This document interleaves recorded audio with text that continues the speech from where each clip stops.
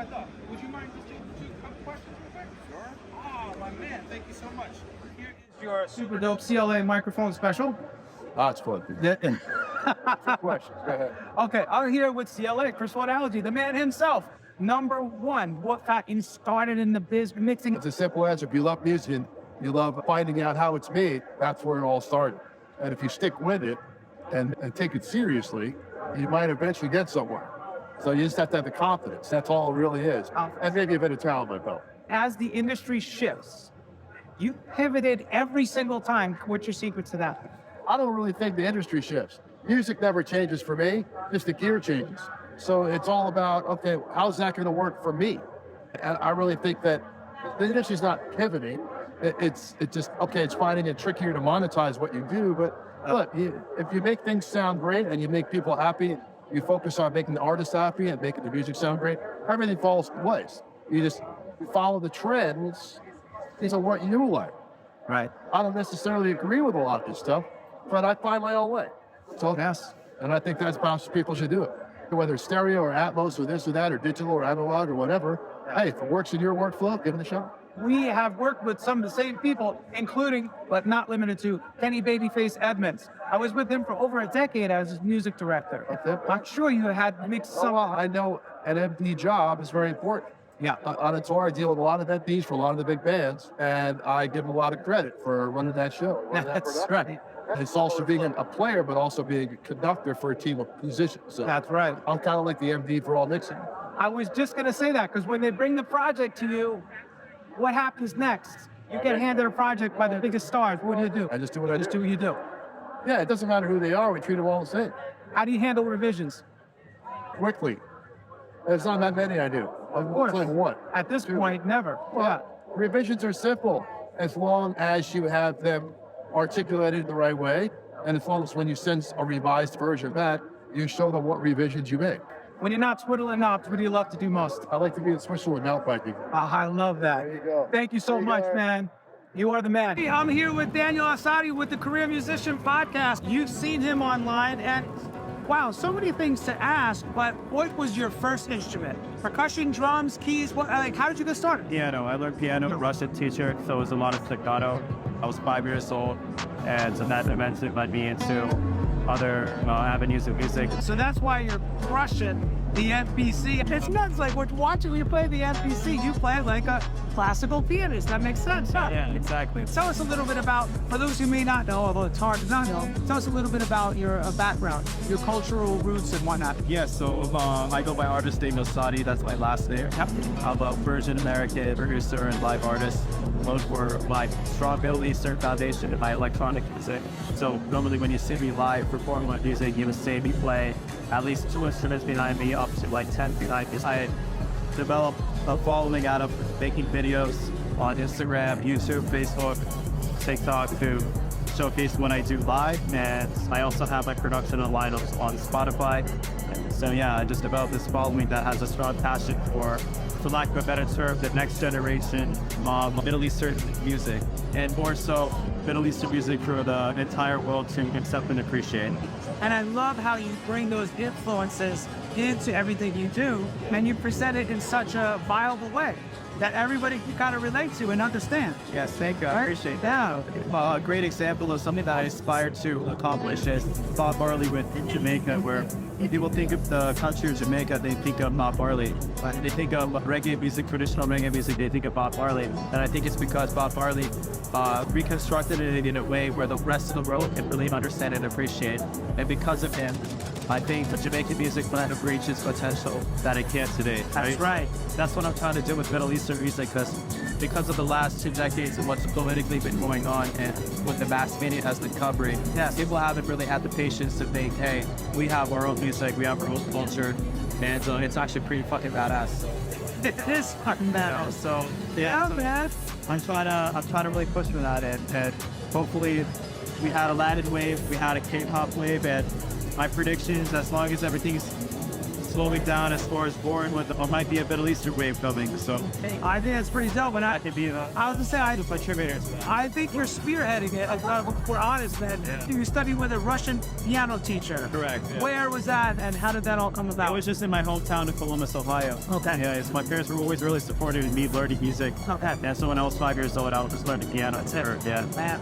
And how did you get into the tech game with Facebook and Instagram and YouTube videos? What was the catalyst there? What was your first video where you're like, oh shit? Honestly, the catalyst was, to be honest with you, it was jealousy because I was seeing a lot of videos fast what I was doing at the time.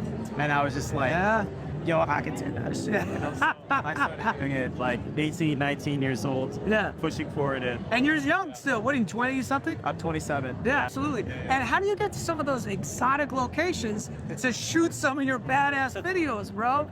It's cool. So it started out with this. The first video that went viral was in my bedroom while I was going to music school in Orlando. My friend shot me like doing like a comedic remix. It was like I mixed SpongeBob SquarePants and Kanye West together. And that thing like, it blew up. So then I wanted to make some follow-up videos and I didn't want it to be in the same room because I thought at the time it just boring that like every video looked the same. My apartment complex had this like really beautiful lake area. They decided to put some palm trees and throw some sand on the ground. So with the right frame, it looked like I was in like Dominican Republic. And everyone was asking like, where did you shoot? Did you fly out?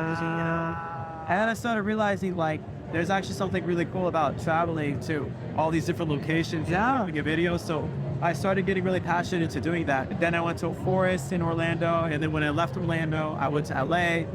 It's very diverse out here. I started going to all sorts of different locations. And just over time, I got really creative with things. So it's incredible, man. I love it. By the way, congratulations. No, thank you. Just got married, right? Or you got engaged? We just got engaged. So you guys live out here in LA now? Or we live out here in LA. What do you see for the future coming up? Musically, where's your career going? Actually getting engaged. She's my fiance. She goes by singer-songwriter Asadi, spelled X-Y-E. Her Instagram is ITSXYE. She's no exaggeration, the greatest singer and the greatest songwriter I have ever met. Her songwriting is impeccable. Like the way she comes up with her words, it's like a freestyle rapper, but like all hooks, just like everything a producer wants. We've made about 65 songs together, like finished, mixed, and mastered the songs. The future for that is right now we're gonna tour in July, and next year we're gonna start releasing her music. I'm her behind the scenes producer, and also my artist name is Asadi. We got like public collaborations coming out. So yeah, she's gonna be releasing pretty much a song every other week next year. Because all the music we got. That's amazing. And you're producing and mixing everything, right? Yeah. So I'm producing, mixing everything. She's writing and singing everything. And we're just a dream team, right? And on the business tip, because we are the career musician, and that's one of our main focuses, is teaching independent musicians business acumen. Yeah. How did you take the profits that you earn from all the monetization through YouTube and whatnot and apply into your career? And that's again, I commend you for that, because it's not everybody has the wherewithal to understand that.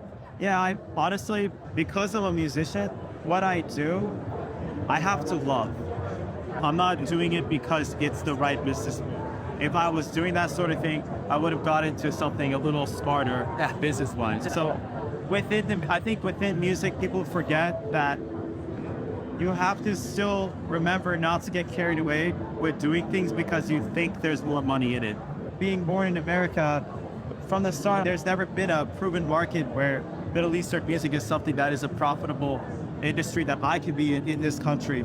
But finally, after years and years of hard work and dedication, I have a tour together and I have sponsorships together.